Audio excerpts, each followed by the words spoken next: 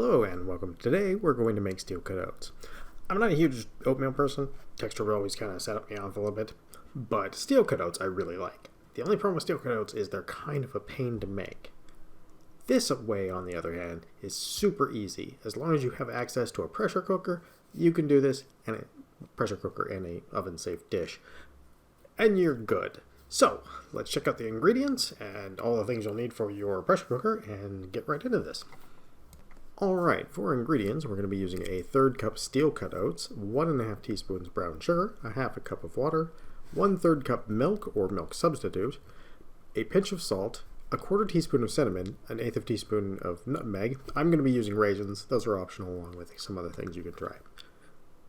For the pressure cooker side of this, we're going to need a trivet, about 1.5 cups to 2 cups of water, and an oven-safe container. Now I'm using a 2-cup measuring cup because it turns out my oven-safe container wouldn't fit in the Instant Pot. But this actually works out to be the perfect size for a one-person meal. So let's get to that.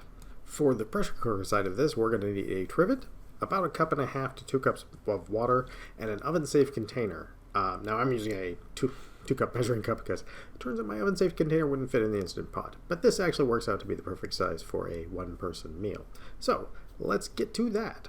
For our ingredients, we want to start by mixing all the dry ingredients. That means the oats, the brown sugar, the cinnamon, the nutmeg, and the pinch of salt together. And the reason we want to do that is once we get any liquid in there, things will possibly clump. And we don't want them to. We want everything to be nice and mixed and spread in.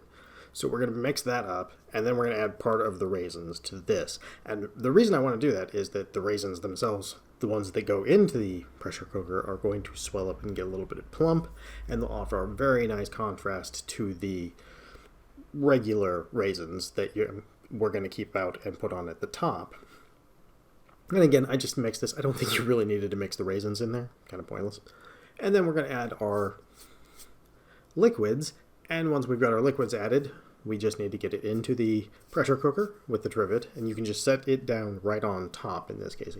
Again, because I have a measuring cup, that's super easy to just drop in there and have no problems.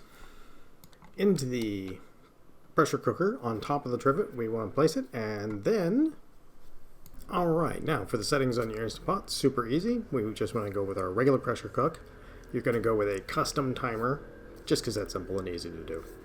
Once you get that, you hit the little button down below to select, set your timer for 10 minutes. Mine's already there because I did this a number of times before now. Hit start, and you are good to go for about 32 to 43 minutes, depending on your pressure cooker. The reason that's a pretty wide number is depending on the pressure cooker, stovetop versus electric, multi-cooker, or any of those. They all have kind of different times to reach pressure and different times to release. So the cook time in the middle is going to be the same.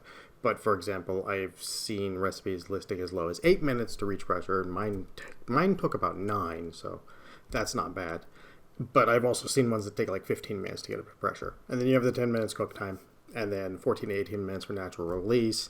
And I actually, on the ones that I tested, I came up more around 14, but there was like one anomaly that hit 18, so I just wanted to cover that as well. And for total time, you're in it for about 32 to 43 minutes, but really only the only work time is the hands-on bit, and that's like maybe 5 minutes. Once all those times are done and the natural release is finished, you will be looking at something like this. And what you really just need to do is give it a little bit of a stir, and it's going to look a little loose, but it's actually going to get thicker as it cools down. And make sure to be careful because the glass will be very, very hot. So you want to be very careful when you're taking it out because you don't want to burn yourself. It will be very hot. And as weird as it is to say right after telling you burn yourself, one of the main advantages of doing this is that while the container will get hot, it will never get hot enough to burn your steel cut oats. And that's why this is such a great method. Alright, and with that, you have steel cut oats. It does take a little while to make them in this way, but unlike the traditional method, you have to stand there and pretty much keep stirring it the entire time. So this does take a little bit longer. You could make this in 20 minutes, maybe 25 to 30 minutes at most if you were making it in a regular pan, but you would have to be there stirring it the whole time. Whereas this, you can just put the ingredients in, turn it on, walk away, go do whatever you need to do, and come back. And that's what's great about this recipe. Also, because it's so easy. So I hope you try this, and I hope you enjoyed yourself. If you did, and you're not already subscribed, I would love it if you did. I will be continuing to put out 2, hopefully I'll finally get to the 3 a week as this goes on, and eventually I'm going to be getting back to the Fundamentals of Cooking series, which is the task-based learning. So, with that, I hope you had a great day and have a great meal.